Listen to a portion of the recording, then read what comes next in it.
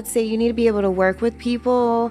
You need to be able to just not take things personal, because people do not like cyber folks, because they think we're just trying to end everyone's career and just like, we're just the bad guys.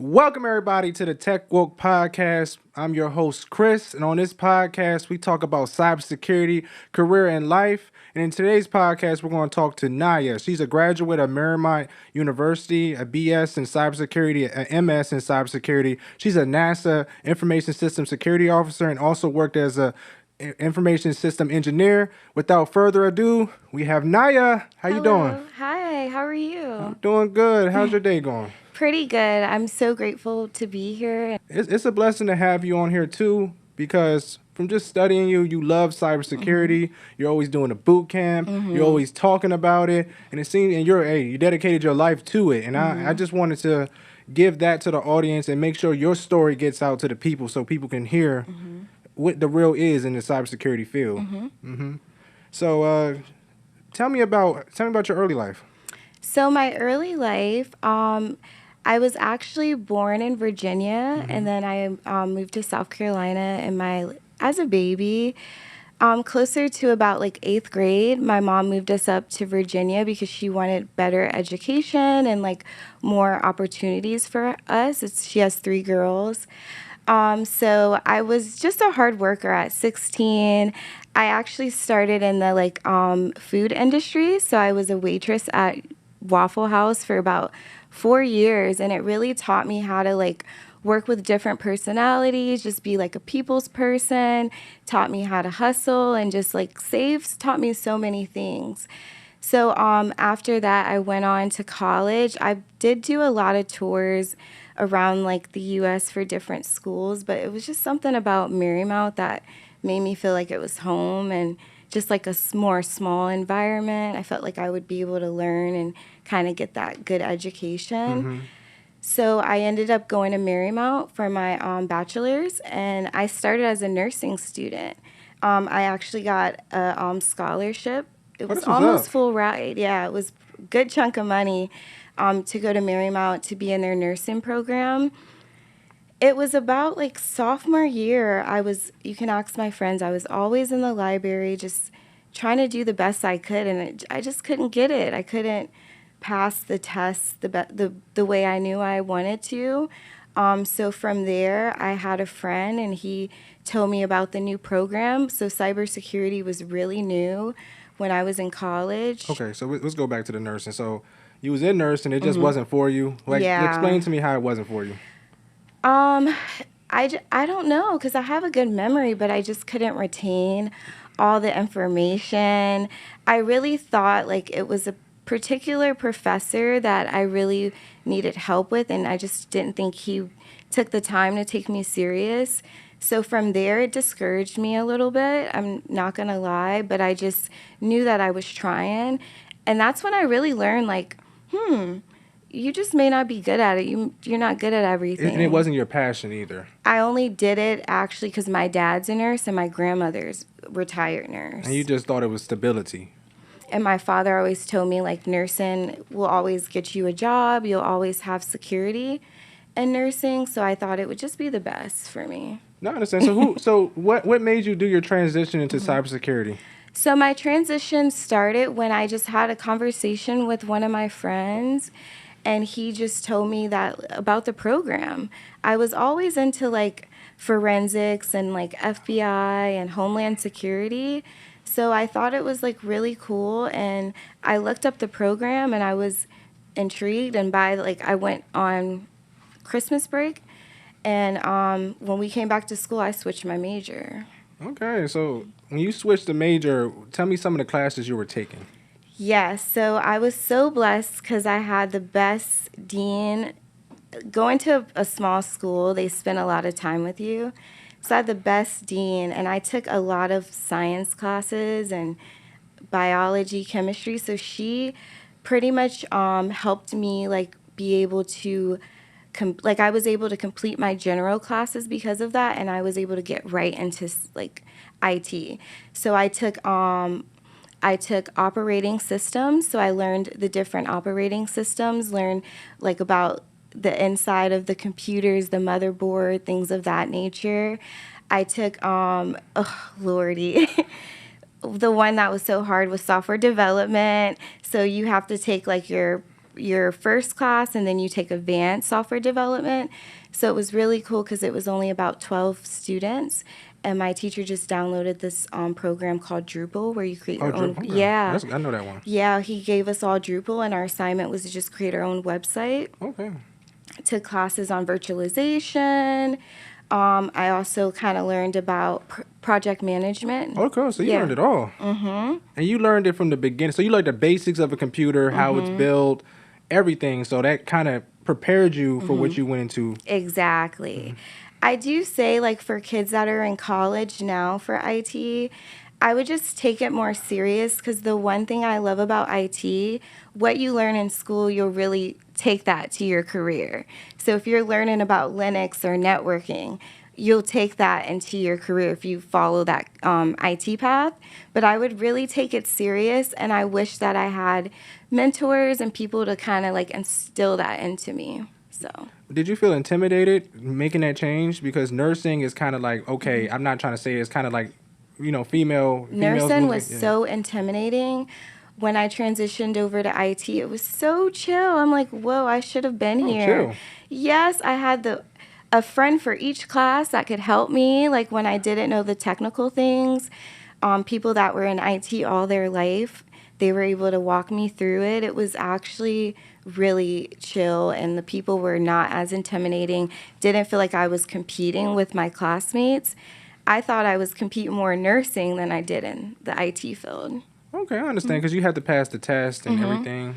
And going to a predominantly Caucasian school, I was like the only woman and the only black woman in the classes.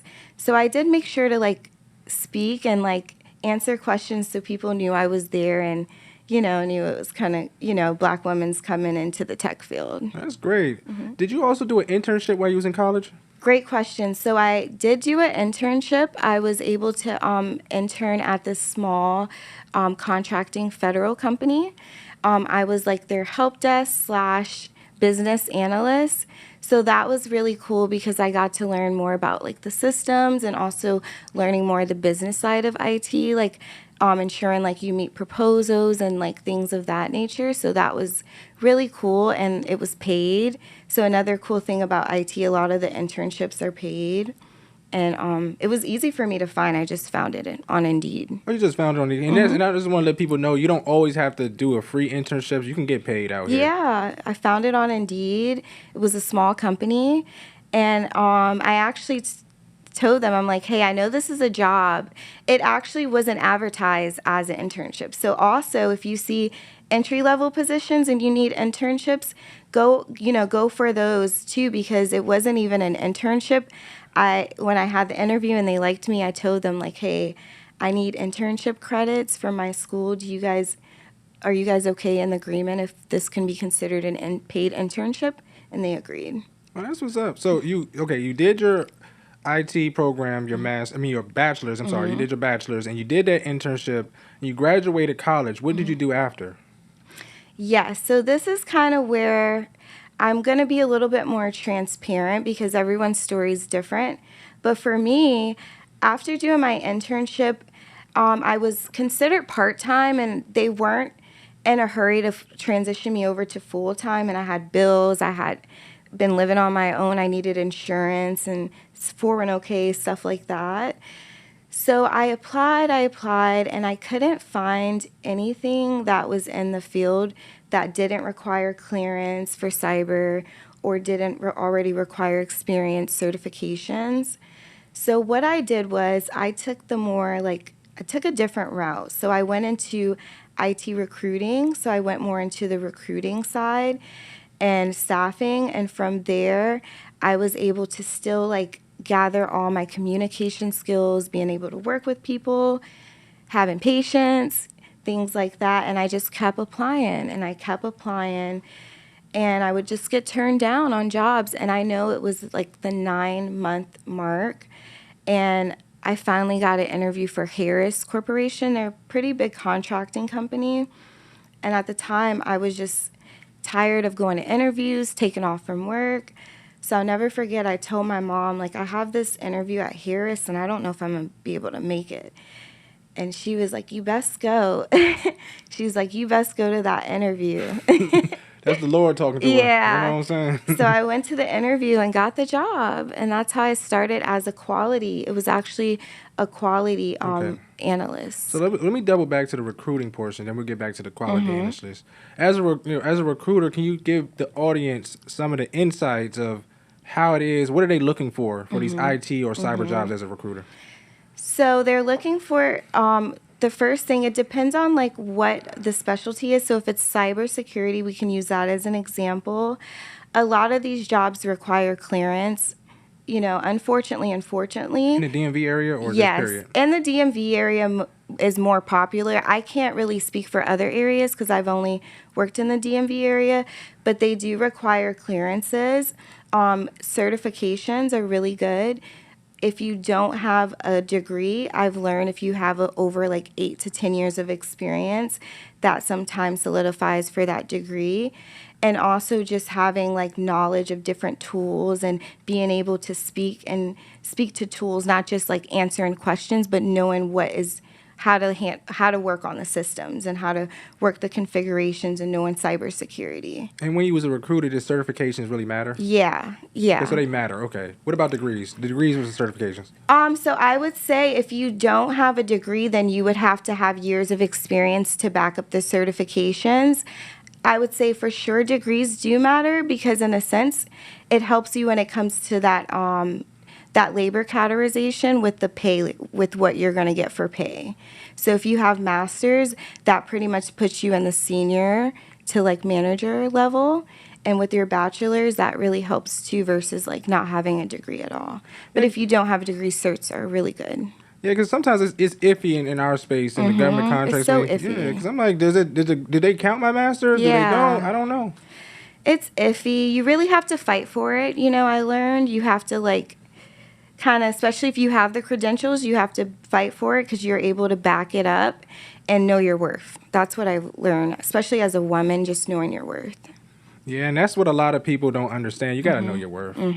If you think you need 150, ask for 150, but you got to back it up because you know these people don't want to pay you that some type of money unless you, because it's a business at the end of the day. If I'm paying you $100K, listen, you better be working. Yeah. You know, so. And one good thing is being able to work with people. Like if you have all these certs and credentials, but you can't work with people, I'm learning now managers are leaning in towards personality as well. So the soft skill matter? Okay. Like soft skills like what? Like more of like being flexible and not saying like being overworked, but being flexible with learning new tools, learning new processes, being open to working with other people. So if you know, taking constructive criticism, but also being like a team player. What about talking and communication? Yeah, communication. But, you know, in IT, people don't talk as much. So I've learned even the quietest ones can be like the hardest, coolest people. So getting back like in the beginning stages of my career for quality analysts, I was pretty much an analyst to all the auditors. So the quality auditors would go throughout the corporation and audit each business function. So each functional area they would audit to ensure that they meet the ISO standards. So at the time we were following 99001, so 90,100 or whatever. And then we were also following ISO 2700. And then for aerospace, AS 9100. It's so many numbers, so sometimes I get them mixed up. And then you have more of the maturity level, which would be the CMMI. So from there, the auditors would just audit all the business functions, and I would support. I would help them figure out better processes to identify all like the non-compliances and just kind of gather all the metrics. That's where I learned Power BI, SharePoint, kind of learned like more of the business management tools. And that was really cool. That was cool. And then I was shadowing the auditors to be an auditor, and I was leading towards the IT auditor because he was so patient and he would teach me so much.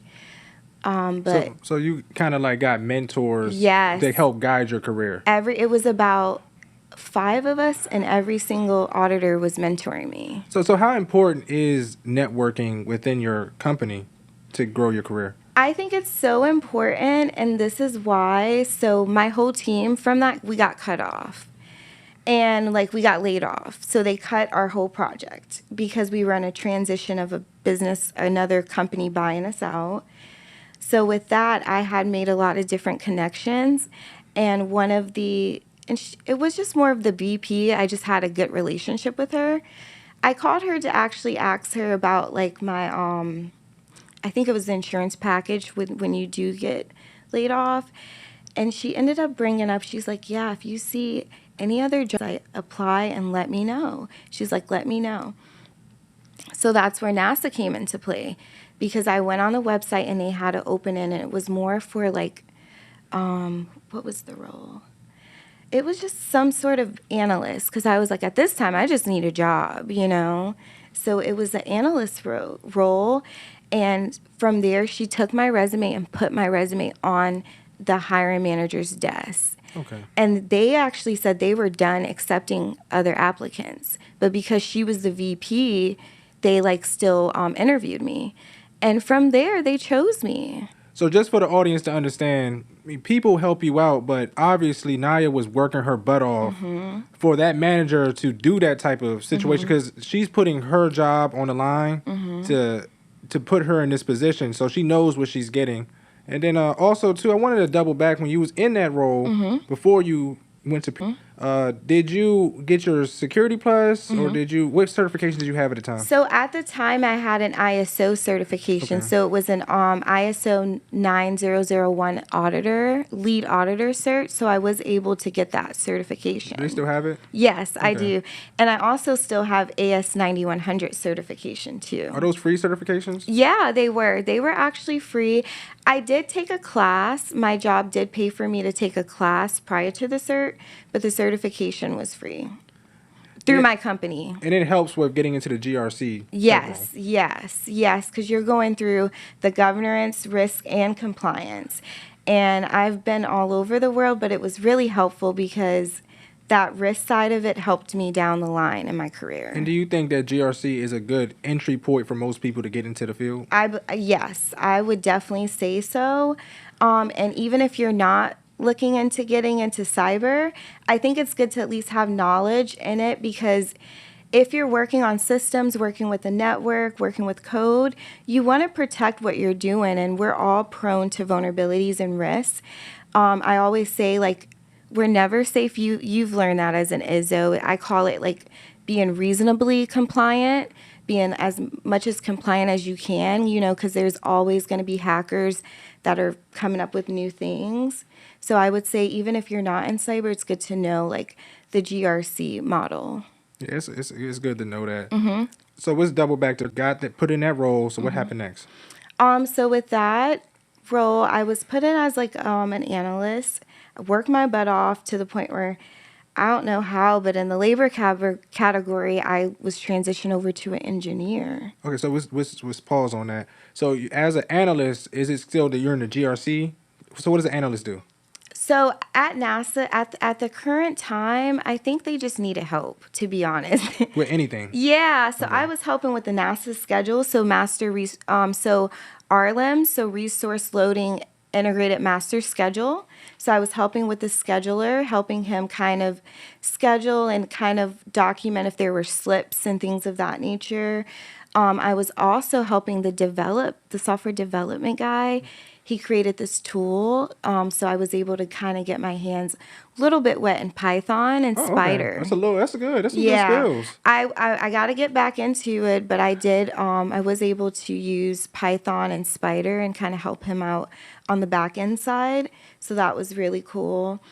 And then they needed a risk manager. And that's when you started to make it.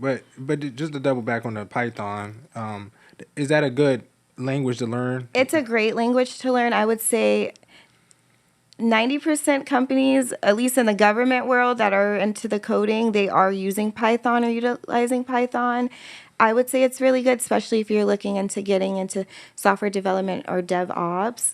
It's a great tool. You can get a really good job with that with a good salary. So if you have the patience, I would definitely recommend it. And also keep in mind, I was still doing audits for NASA. Are you still doing audits? Okay. No, well, not now, but back then when I transitioned over and they found out I had that certification, they had me start doing audits with them. Oh, so you was prepared. So you got everything. I was doing so much. And when did you get your Security Plus and your CAS? I didn't get that until I got into cyber. Okay, no. We're still in like quality. Quality, okay. Mm-hmm. And I was fighting. At the time, I was making about 60 something K doing 5 jobs, working the tool, doing the audits. Because I was doing the audits, it was in the Department of Risk Management. And at the time, the risk manager left, so I was stepping in as an acting risk manager. So I kind of fought for my salary, and I went to my manager and I said, look, I love working here. I love what I do. I'm so passionate. And I just told him, like, I don't feel like I'm paid well. I found out, like, my coworkers were in the 80s, and I'm in the 60s doing 5 different tasks. And so he was like, can't change your salary right now.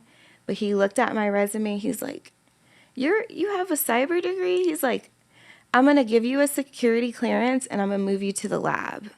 And that's where my cybersecurity career started. That's amazing. Sometimes you got to fight. As a black woman, you got to fight for everything. If you stuck at 65K, they'll think you happy with it for the rest of your life. Yeah, and keep working you. Yeah, they'll work you until you literally under this carpet right here, Then I was living in Virginia, driving to Maryland. So I was driving over an hour every day to get to work, back and forth. See, I know your gas tank was killing.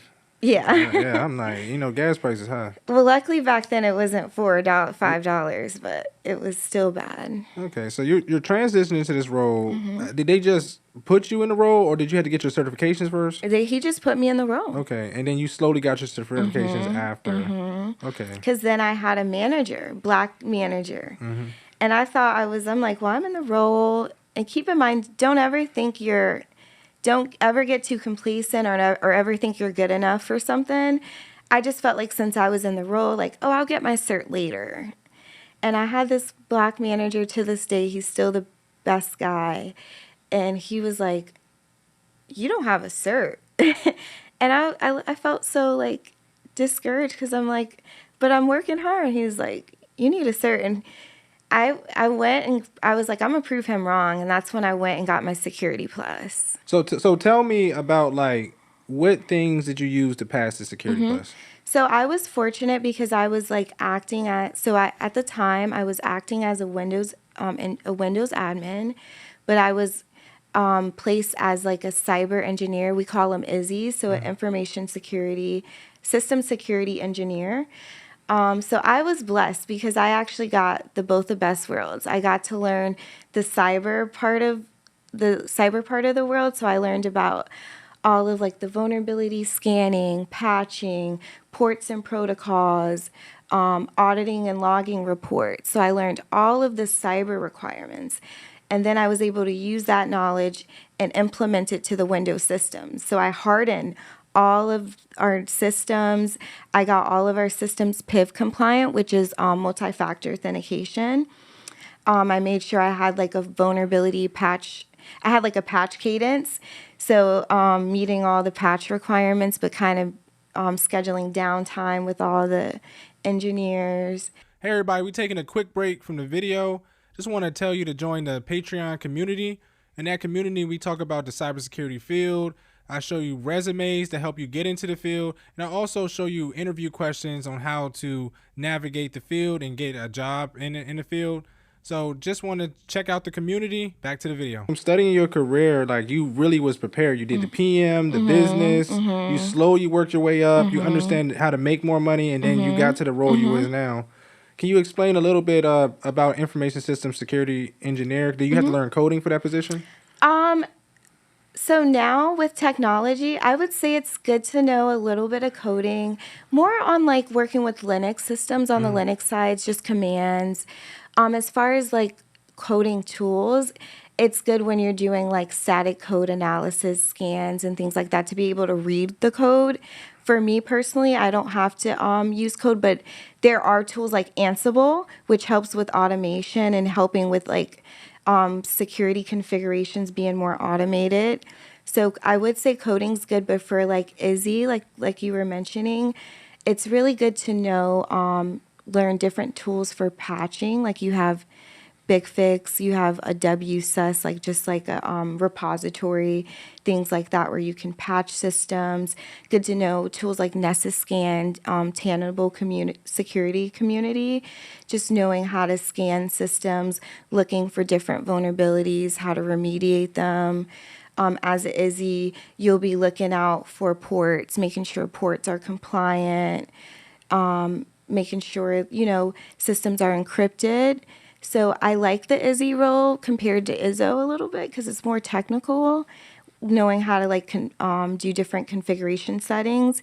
Like with Windows, you have the domain, Active Directory, just kind of making sure all of your password policies are implemented, just things like that.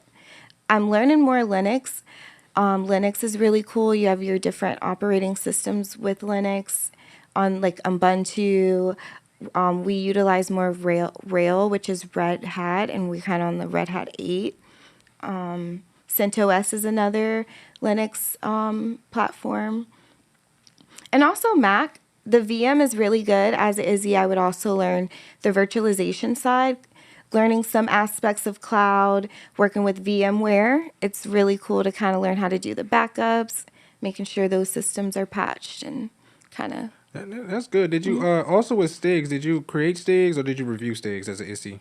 Good question. I love Stigs. So NASA, like where I work, we follow Stigs, but we call it something different.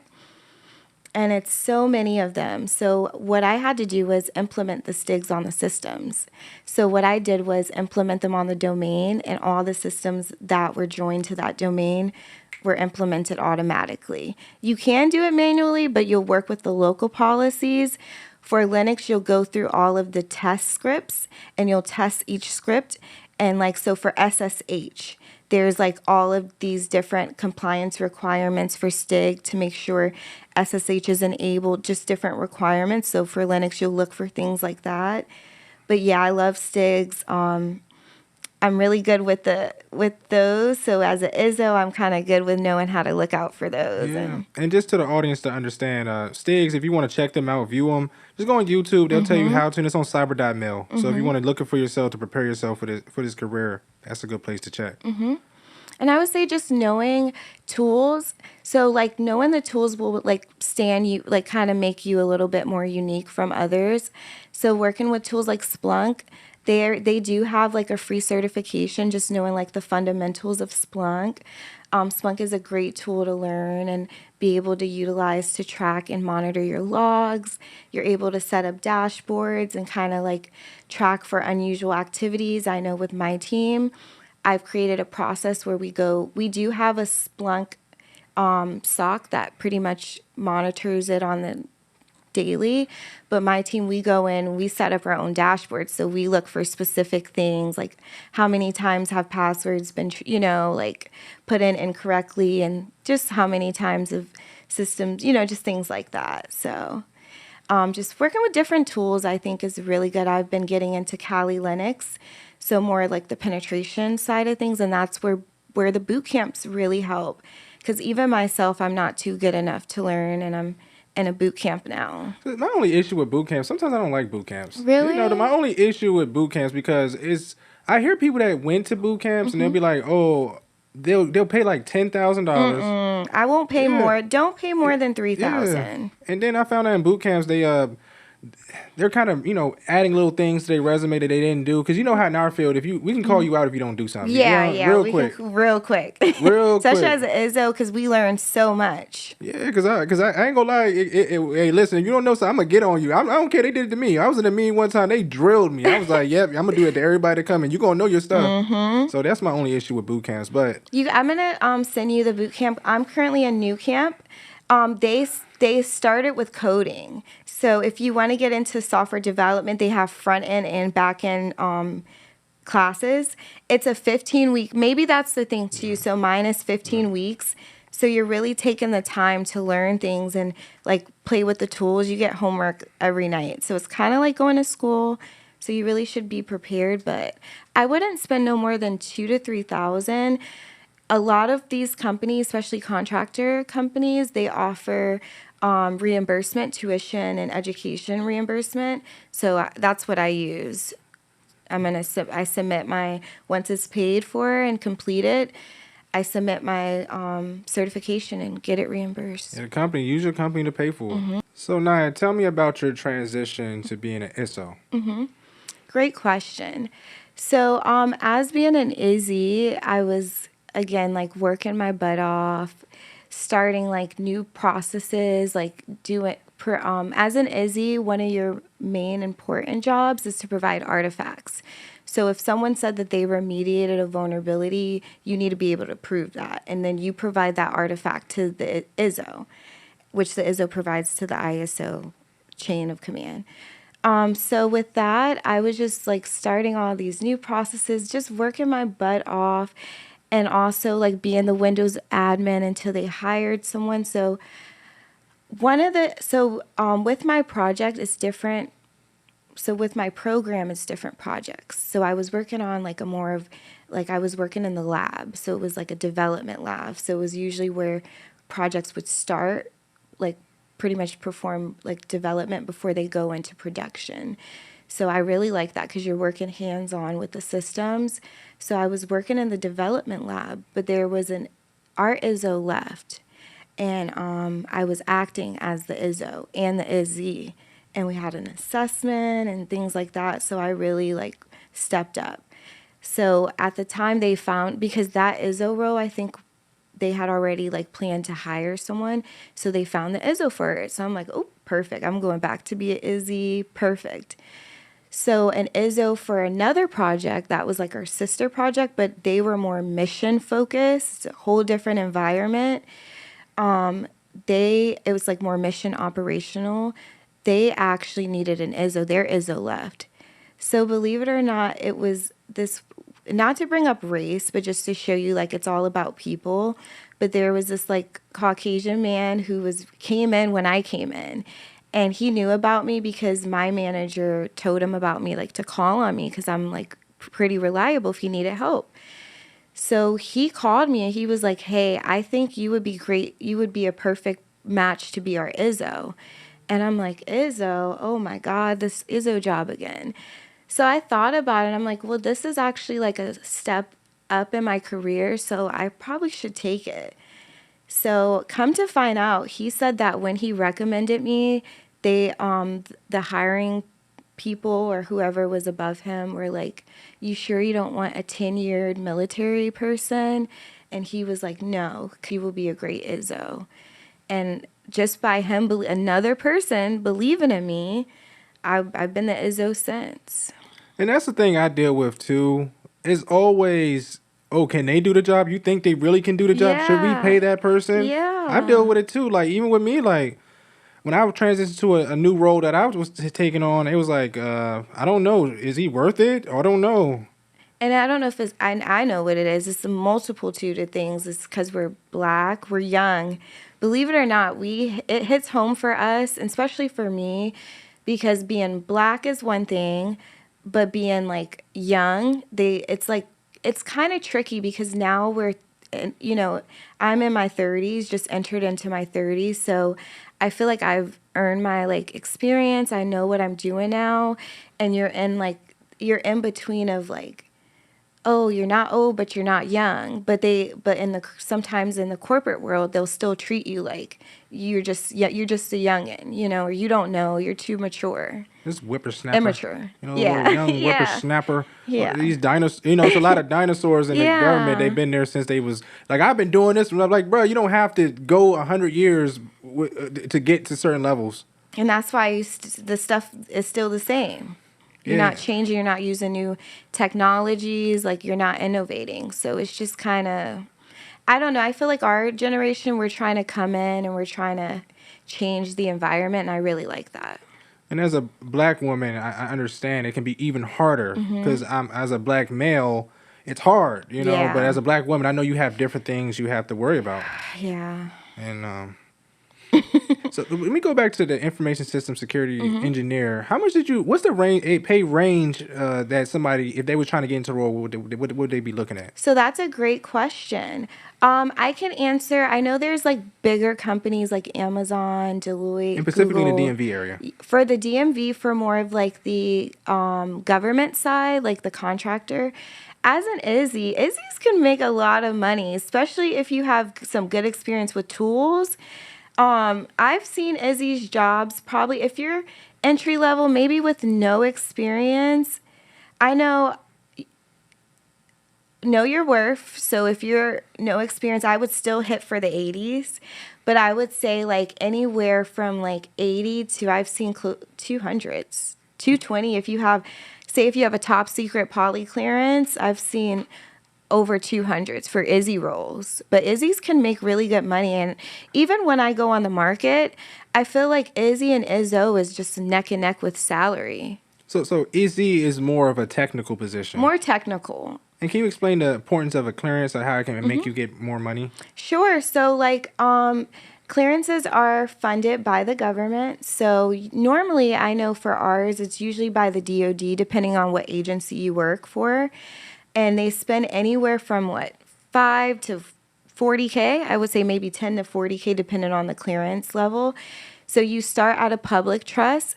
And there's also, we could spend days about it. So I would say look it up because there's different levels of public trust as well. But you can start with a public trust clearance, which is usually your starter clearance. You pretty much go through the questionnaire process. The government provides questionnaire. I would recommend be very honest, be very upfront. If you do, they know people aren't perfect. Their goal is to see if you're going to be honest about it. So if you've had history in the past, just be upfront. And if you hadn't gotten any trouble or had any issues for years, you can always use that as your backup justification that you've learned and you've been doing good since. But it starts with the public trust. That it's pretty good with getting in a public trust because I feel like that gets you into their system to be able to get other clearances. So from the public trust, a good clearance and a more common clearance is your secret clearance. Secret's a really good clearance. You can get really good money. I believe secret's in good demand in the DMV area. I've had offers from jobs throughout the U.S. because I have top secret, and that would be the next one. So after the secret, you have your top secret. That's the one I was able to be blessed to get. And there's different levels of the top secret as well as secret because you also have the levels where you have the top secret SCI, which is what I have, and then you have SCI with the poly, scope of poly. I've never taken the poly, but I know the poly is really where the money is for security, for cybersecurity. So just a basic security clearance, do you think the secret outweighs the top secret a little bit more? I would say I would say the top secret outweigh it if they're not the same. Because if you have a secret, some jobs are like, okay, well, we can easily get you your top secret. But then there's jobs that just need a secret and you're good. So I would say that if they're not about the same, but having a top secret's good because I've had additional jobs be based off of the top secret. Okay. So let's go back to the ISO role. You got through adversity. You got this role. And then also, too, how what's kind of range an ISO can make? It varies. And I would say in the government DMV area or, just kind of more specifically. Because I know you can't speak for the entire world. Right. So for me, I had to learn my worth. So if I feel like I'm not, I'm going to be like, this is what I do. If I don't make that, I'm going to leave. And I'll have a job offer to back it up. Having a job offer to back up if you're leaving is good for money. But I would say for ISOs, starting, if you're in the DMV, I'm gonna go based off DMV.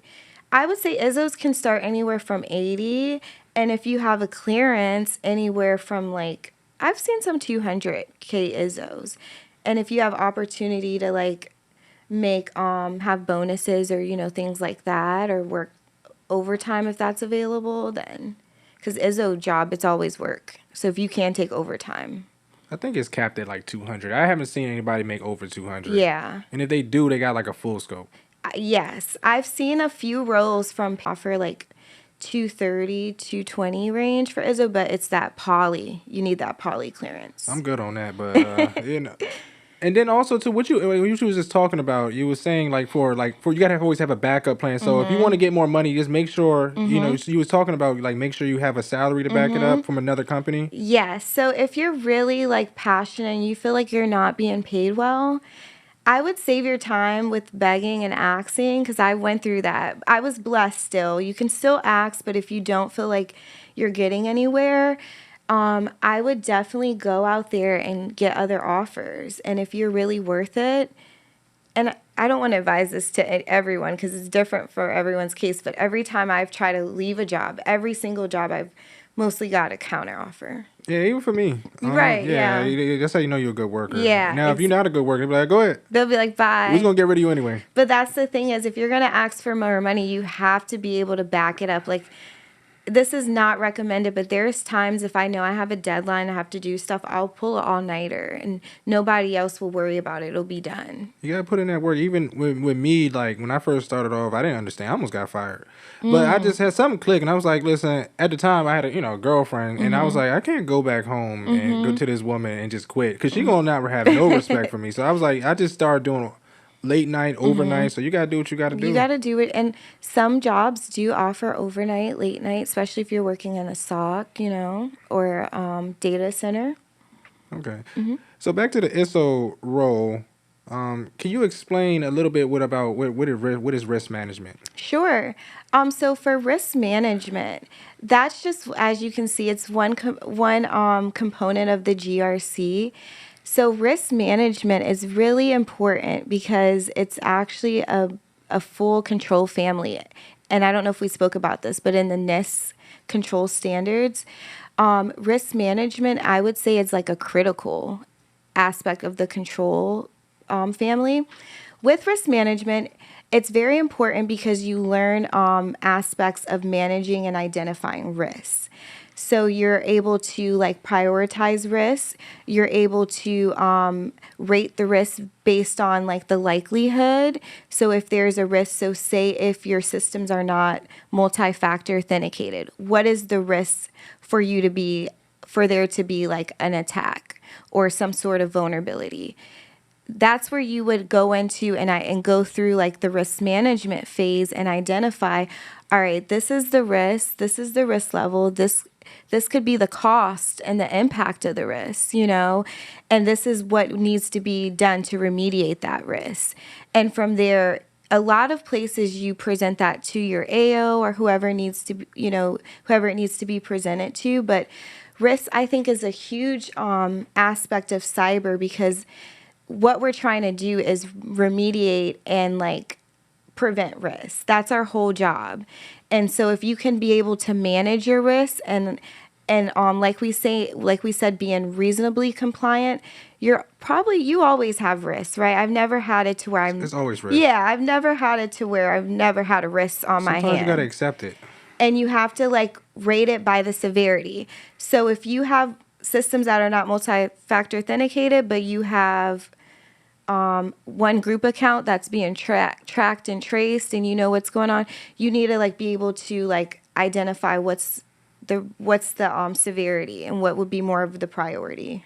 So that's what I would kind of identify risk management as. And just to double on what she was talking about with the control family, for specifically as an information system security officer, we use risk management frameworks to help as a guide for our systems to help manage it. Yep. And can you explain in the risk management framework? There's I think there's 7 steps to Oh, kind of yeah. yes. Do you know that off the top of your head? Yeah, so we have, as an ISO, you need to know like all of the steps to be able to get your ATO. And right now, I'll give a few, like a couple examples because it will take me all day. But of course, you need to be able to identify, you need to be able to plan, categorize, you need to be able to remediate, and you need to be able to work that through to get your ATO. So it's pretty much a long process. If you Google it, there's 7 steps. And within those 7 steps, as an ISO, we follow those 7 steps to be able to keep and maintain our authorization to operate, which is what ATO stands for. And the first step you start with, I would say, on their framework would be to categorize. And with that, categorizing is identifying what is your categorization, what is your system security categorization. So what would you rate? Like if there was a risk to happen, what would be the severity of that? How would you rate that? Would it be more of a moderate? And from there, you can base that off of the waterfalls, or you can conduct a FIPS 199 assessment. But yeah, it's really important for us, and it's pretty much the RMF maintains the whole security. Yeah, 100%. Yeah. You got it spot on. And also, can you explain some of the what is the daily life as a information system security officer? Do you have a lot of meetings? Yep, all the time. Them things get on my nerves. I be in these things. I be like, why are we in this meeting? I got work to do. I don't got time to be sitting in this That's meeting. why I think I work late hours. As it is, though, don't think it's a job where you just sitting back taking notes, listening. You're gonna be the ones like managing the meetings. I don't know. It depends on the agency, but our agency, we handle a lot of the nitty gritty aspect of security. So we pretty much recommend what our government agency should do. So we're given that. So I give them the recommendations. So all day I'm like, is this compliant? I need to follow up on this. So what I'm doing is from a day to day, what I'll do is check my POAMs. So POAMs are plan of action and milestones. So if there is a risk that you identify, specifically from different areas, if it's like a ad hoc risk or a risk from a finding from an assessment, you remediate those in a POAM, which is a plan of action. If you know that you can't remediate that plan within like a year or so, we do this thing called risk-based decision, which you identify it and go through that risk process. But I check my POAMs, kind of get up to date. I provide like updates weekly for my POAMs, so that consists of me reaching out to the engineers a lot. It consists of me like knowing what's going on with the systems. Are they compliant yet? Where does it stand? What are we looking at? I have like Big Fix, which is a tool that we use for management, system management. So I'm able to see what's going on, where the systems stand compliance-wise, running meetings, writing new plans, writing new policies. I have like weekly meetings with our CRB board to make sure like security is meeting all our standards. Just remediating stuff. It's always something ad hoc too. Yeah, and just continuous monitoring. A lot of continuous. That's our main job, which is part of the CA control family. So continuous monitoring is really important, and that's how you maintain compliance. And I think if ISO is more of like I'm not sure if like you know who Rich Paul is. He's an NBA agent. I feel like I've heard of him, but I'm not really too big into sports. Yeah, he manages LeBron James. Okay, that's where he came from. Is that where LeBron was like, I need to ask my wife for advice? Yeah. Okay. Yeah. So like Rich Paul, like we're kind of like we're the person that's always talking, scheduling meetings. We have to lead everything. Example. So it's kind of like. And that's why I'm so good at, even with this podcast. I'm good at connecting it too, because that's what I've been doing. I literally do it as a career. So, and you like it being an ISO. Did it grow like or advance your confidence? I can say it helped me with my confidence. Like now I can do things alone. I can go out to eat alone. I love going to the airport alone. But it really like, I don't know. It's a confidence that you have to gain because you have to like advise people, and they're looking to you for answers. And one thing too, as it is, I don't know if you learned, but a few of my mentors told me we're never going to know everything. So if you don't know it, just say, hey, I'll get back to you. Let me follow up on that. Let me do some further investigation. Yeah, like with ISO, it made me a better talker and understanding of people. Yeah. I could talk because like some people you talk to them and they'll get automatically aggressive. I've learned the skill to calm down. Yeah. I talk very soft. And then and just things like that, and they just we chill out, and just to explain things as a kid, like just like this is how this is work. Because a lot of these people don't know what they talk. They don't know, and they don't know the security processes and what the requirements are. Even they don't even know the requirements. And they worried about us. They just have one job. So if they need to do something on the system, that's all they're worried about. Can you explain? Okay, so I know you use this Bitfix for the software and the manage. Also, EMAS is another good software for all this. So for us, we use a similar tool like EMAS, but it's more for NASA agency. Understood. But it was made from the same, I think, Archer. Yeah, Archer's a good one too. Yeah, that's what we use. We use Archer. Yeah, and then also if for the audience, if you want to practice using these softwares, just YouTube, you can just create an Excel sheet and just the same thing, just practice. Yeah. And testing controls and things like that. But can you speak to testing controls? Yeah. So and what controls are testing controls and what controls are? Yeah. So controls and realistically what we follow for cybersecurity, we follow the NIST standard. So with NIST, there's different standards, but we follow 853 revision 5.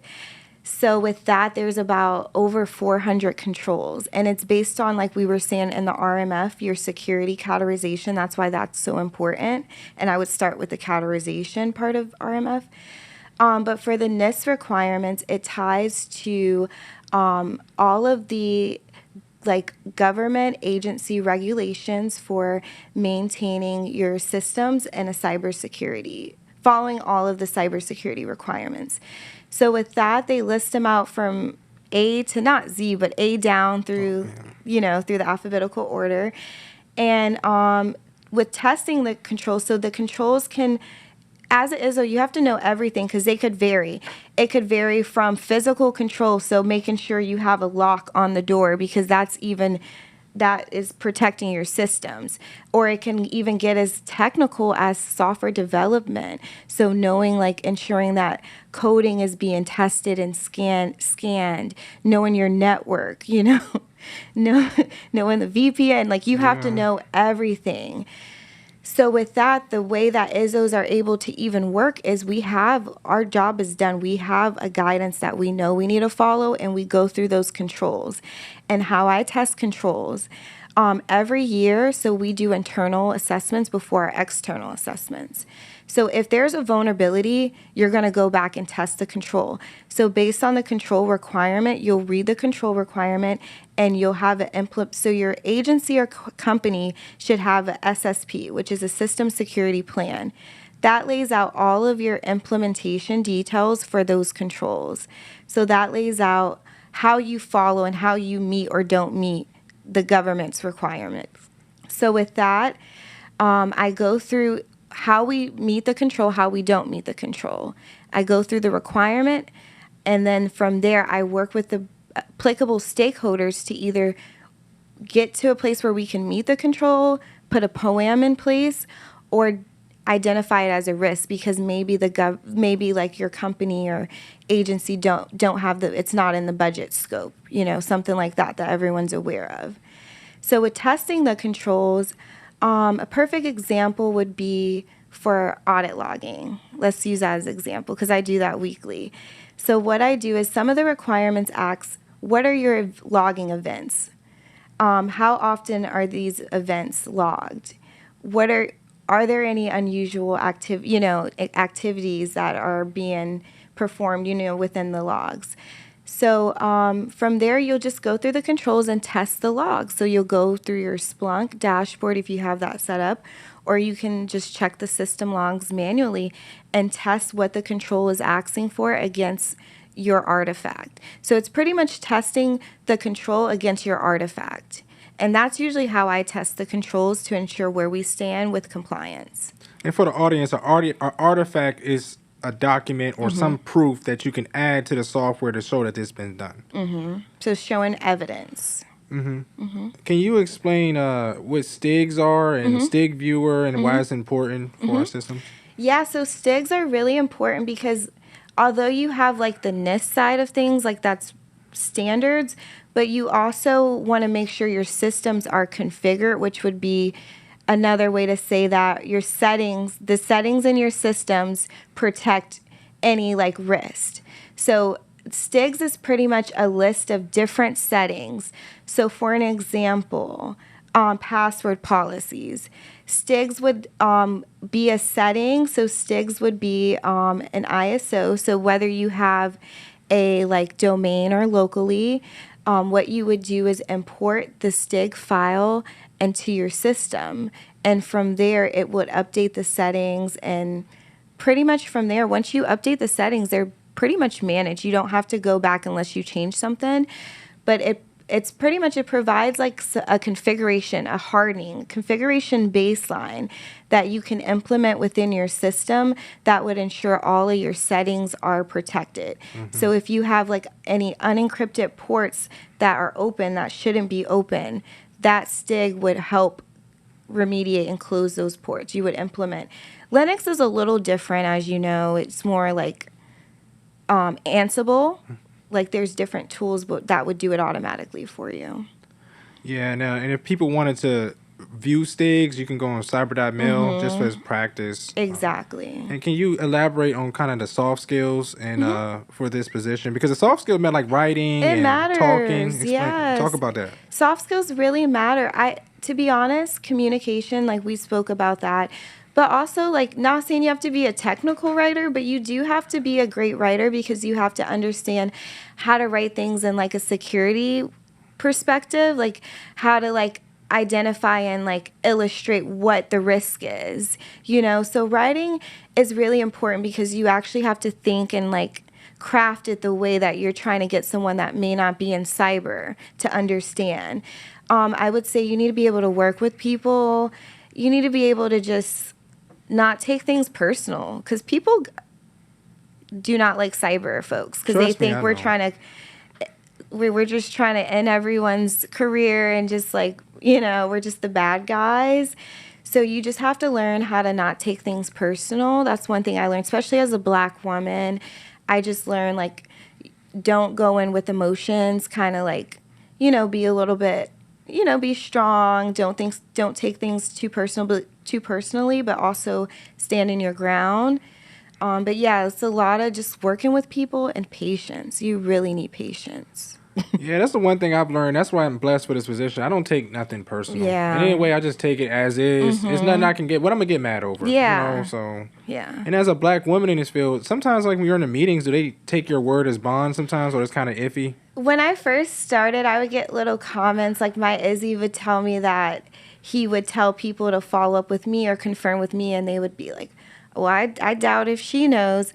But it was just a matter of me like staying firm and like just like being myself, not like I learned to like not really, I'm at a point in life where I don't feel like I have to prove myself. So just being firm, standing my ground, being nice, and just knowing things, like knowing the tools, knowing the actual like requirements. Because then my team, like when we go into the assessments and they see how well we do and how I train them, that's when they started to like give me like my props, and now they believe what I say. I'm treated like like them. I don't feel like I'm treated differently now. Yeah, even with me, every time I take a new role, it's always in the beginning. Oh yeah, I gotta check what he's doing. Then after a point, they be like, okay, well, let me just leave him alone. Yeah, they don't after bother a point, me. If you just kind of keep doing what you're doing, you don't have to be like knocking someone else down to prove yourself. You know, just be yourself. Yeah, because, you know, being Black in the field can have its ups and downs, but, you know, I know you're slowly navigating over time, right? Right, yeah. Yeah. I mean, and it's not all, like, cookies and cream either. Like, you do have people that come in and they feel really, like, they're, like, trying to compete with you.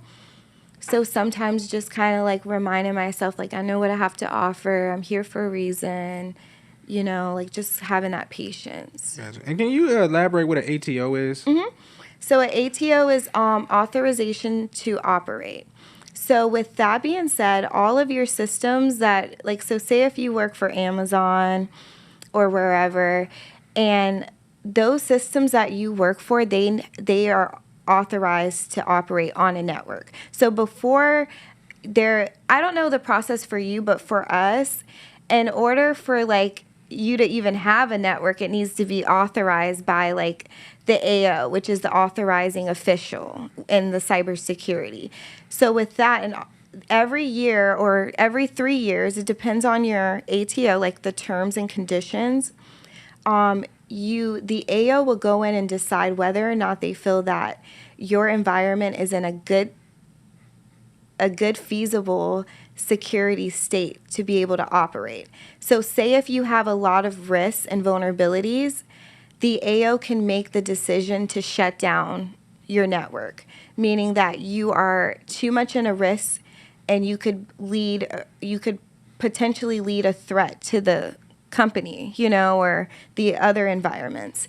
So I would say that's pretty much like a summary. It's just being authorized to operate. Your network needs to continue to operate, but you must remain compliant to do so.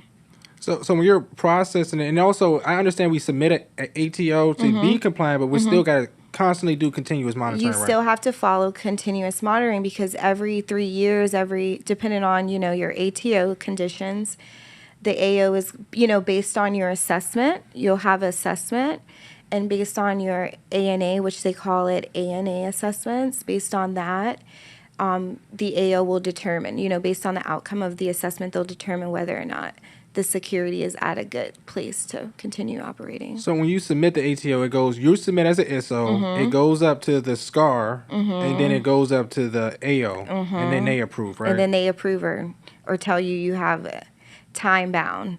And if you have a time bound, that means you can continue to operate, but you must meet their terms and conditions to do so. Okay, so how do you stay up to date in the field of cybersecurity? So, I follow a lot of cybersecurity Instagram pages. I like some YouTube, also TikTok. The boot camps are really helpful. I would say the boot camps are helpful, just not just making work my end all be all, doing research and kind of learning on my free time as well. I think that's been really helpful. So what do you do for your mental health? I like to watch a lot of YouTube. I like to do a lot of self-care. So I'll do my nails, I'll paint, just last week I not really paint, but arts and craft. I would say more arts and craft. I'm not really a painter. But just kind of being creative. I also do music sometimes. I have Logic Pro, and I'll make my own songs sometimes just for myself to listen. And what are some of the benefits of the cybersecurity field? Obviously, money. Yeah, money. Being able to network and meet really smart, intelligent individuals. I would just say the people. For me, would be the money. and then also too with NASA, what are some of the benefits of working with NASA? I see you traveling around the place. Yeah, so I'm able to travel every year. I'm invited to Cybersecurity Summit, and that's really cool because we go to different sites, different NASA sites. So I was able to go to the Johnson Center, JPL, just different sites. The Kennedy Center in Florida, it's one every year, and they'll choose a different site depending on how they feel. I got you. And you get to, network. It's a network and see the spacecrafts and things like that. Yes. Got to see the first rover that went to Mars. That's amazing. I know. I have pictures. Maybe you could use that as my hang. We'll see. Yeah. We'll see. What do they call it? Thumbnail. Thumbnail, yes. Yeah. But I know there was a question about if you don't have a degree. I did want to bring that up because out of all the 5 ISOs within my program, I'm probably the only ISO with a degree. So I would say I wouldn't let that discourage you from going into the cyber field. I would say that I'm not going to say it's always going to be easy. It's definitely going to take time, dedication, networking, patience, just determination. You have to want to do it because things may not always be like what you want. You might have to work as an analyst to go into, to wiggle your way around. But like you said, I would focus on like what intrigues you the most about cyber. Do you prefer working on the systems? What systems do you like? Do you like Linux? Do you like Mac? Do you prefer working with tools? Are you more into like hacking? Like would you like to be the hacker? So it's just, I just want to kind of like throw that out there. Like, although I do have masters and this, I would say if you don't have a degree, like really shoot for like those boot camps and certifications. Because if you do get a cert, the boot camp will help you be able to speak to it. Understood. And the entry level and jobs. if you do a boot camp, just try to keep the price low. Keep it under $2,000.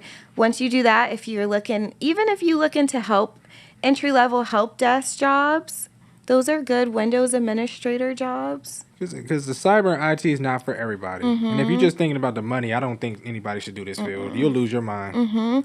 And speaking to a lot of people, I always think sometimes after speaking with people, I'm like, wait, you might be good in project management. Or you might be, or you might be, but you don't have to maybe always have to have a, there's other project management jobs where you don't necessarily need a clearance. Okay, so for this ISO role, do you think this is a good starter role for most people? I think it's good to start as it is. Though you want to be able to understand like what you're like enforcing. So I would say it's good to start as more of like a systems administrator. I was so grateful to start as like a Windows admin and more Izzy. Even if you can get into Linux, I would definitely recommend that before getting into ISO role. Do you have any advice for people that want to get into the cybersecurity field?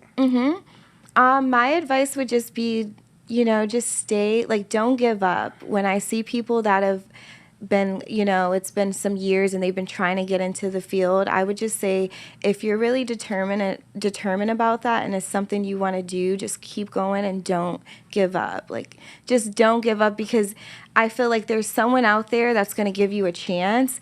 And if you're serious, you'll be applying to 10, 20 things a day, just applying as much as you can, because there's someone out there that will give you opportunity. There's always someone. That's a good one. You motivated me. Especially in the DMV, so many jobs. It takes one person. Just one person. Just one person, but just don't ruin the opportunity. Make sure you, like you did, you took it and ran with it. And have a positive attitude. Even those little side comments I heard when I was ISO, I was like, well, I'm still the ISO. Like, so I'm not going to I'm going to still be happy. I'm not going to let one bad comment bring me down. So just have a good attitude and be the help when you start. You want to be the sponge. You want to soak up.